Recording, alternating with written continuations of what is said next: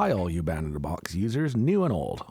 We're bringing you a tutorial on how to do a full install of Band-in-a-Box from an external hard drive.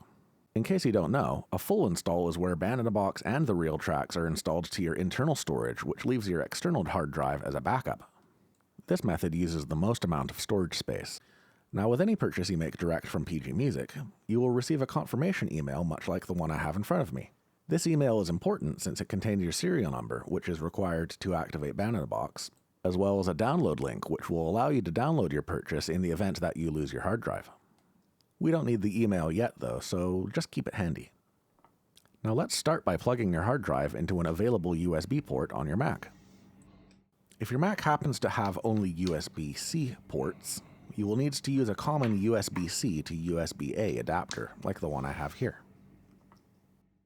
Now it's important to note that you should only use the included USB cable for the hard drive. If you use any other USB cable, you could cause permanent damage to the hard drive, so please don't.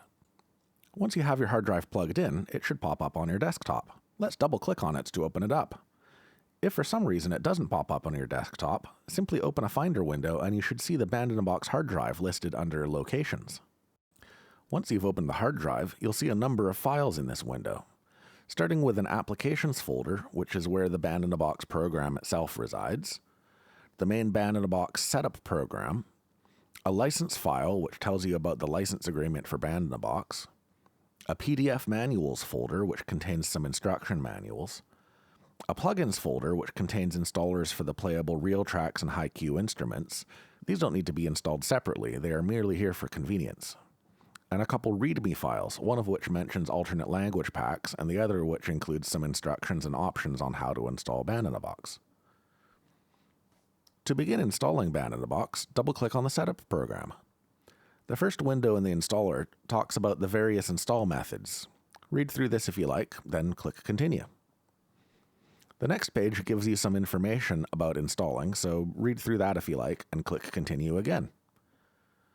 The next page then covers the software license agreement. Please read through this, then click Continue to indicate that you agree. Now this page is where you get to choose what parts of Band-in-a-Box you want installed into your computer. As we're doing a full install for this video, please make sure every box here is checked, then click Continue. This will use some hundreds of gigabytes of your storage, so please be sure you have enough space. When you get to this last page, simply click Install and enter your computer's password when prompted. The setup program will now install everything from the external hard drive into your computer. This is a pretty large amount of data that it's transferring, so it will take some time. If you watch the clock here, you'll see that it takes a bit over an hour for me total. After this point, there may be a couple times where it looks like the installer is stuck on a page that says Running Package Scripts. This is normal, as the installer is doing work behind the scenes. Now at some point during the install process, the installer will ask you for permission to control the Finder. Please click OK here or the installer will fail. After a few minutes, you will have a message pop up that the RealTracks data files are about to be installed. You can either click Continue here or wait a minute and it will continue automatically. After some more time, you will then be prompted that the RealTracks audio files are being installed. And again, you can either click Continue or let it continue automatically. You don't need to hang around for this part. This section will take quite some time. Remember before where I mentioned it took over an hour on my system, which is roughly average for most users. And now, with the magic of fast forwarding, I'm finished installing. Now it's time to actually run Band-in-a-Box. To do that, open the Finder, go to Applications in the sidebar, open the Band-in-a-Box folder, then double-click on the Band-in-a-Box program. When you first run Band-in-a-Box, it will ask you to access the microphone. This is required to make recordings, such as if you want to add vocals or guitar to your songs. So please click OK here. Now before we get to creating some songs, Band-in-a-Box will likely have a couple messages pop up. It will ask you to update the style list, and it will ask you to activate. Start by clicking Yes to rebuild the style list, then click Yes to confirm. This will take 30 seconds to a minute to rebuild the styles, real tracks, drums, and other content. Once the style list has completed rebuilding, click OK to close that window. Now we need to activate.